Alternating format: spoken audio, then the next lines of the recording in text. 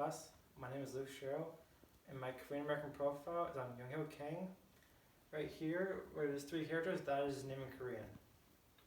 So first off, I have a picture of Younghill Kang as a young adult. He looks like a typical Asian American. So here's some biological data on Younghill Kang.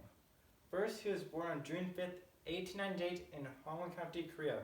Back in 1898, that was before Korea split into North and South.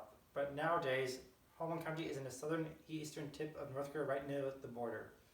He also died on December 2nd, 1972. So he's alive for about 69 years, and he died in Satellite Beach, Florida, which is about the middle east of Florida.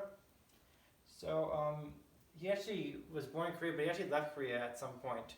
He mainly left Korea first because the Japanese came in, they killed people, and they forced religion on people, and they also made the schools teach in Japanese and teach Japanese history. So when that happened, he actually fled, and he actually ended up in Canada first. Later on, he went to the United States and first was in New York. Later on, he actually went to Boston and went to the university there called Boston University.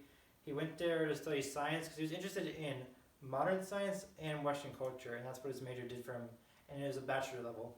Later on, he realized that he was really into reading and writing because actually his uncle was a poet who wrote a lot of poems in classical Chinese. So when he went to Harvard, he decided to major in English and got a master's degree in English.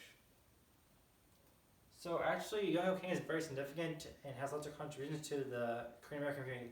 First off, he was one of the first Asian American writers ever, and actually the first Korean one ever. And actually, he's a bit different than the other Asian American writers. Most of them wrote about how they lived in Asia in the continent, but he wrote more about how his journey from Asia to America was his main story. He has two famous works. First one is a book called The Grass Roof, and second is a sequel to it called East Goes West. So actually, The Grass Roof was his most popular, and that was written in 1931. Younghill Kang is very famous in America and even Asia to anybody, and most Asian Americans that are alive today know about him and call him the pioneer and the father of Asian American literature. Also, he made a play. It was never published, but it was still performed at least twice, once in the US and once in Korea. It could have been performed more times in both those countries. So these are his two books. The first one is The Grass Roof, where it was a story of how a character he made named Chung Won-han wanted to leave Korea because of the Japanese invasion and the annex, how they were killing people, forcing their religion, and teaching the schools in Japanese language and how teaching the history. Then the sequel, East Coast, is more about how the same character, Chung Won-han, came to America and what he had with him. He had a suitcase with only $4 US in it, but a bunch of Shakespeare works. And in the time he was in America, he took low jobs, like a traveling salesman, a farmer, and a housekeeper / maid butler thingy. So this link is to a biography of Younghill Kang, his story.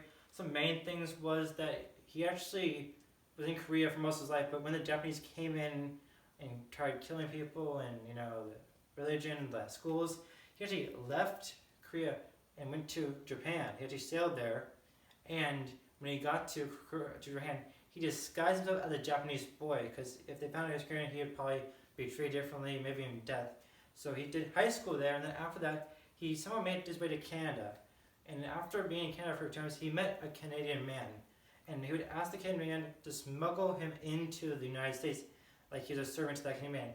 And he did get smuggled into America, started off in New York, then later on went to Boston, did his college bachelor's degree, then later went to Harvard for his mastery, and that's Younghill Kang's story.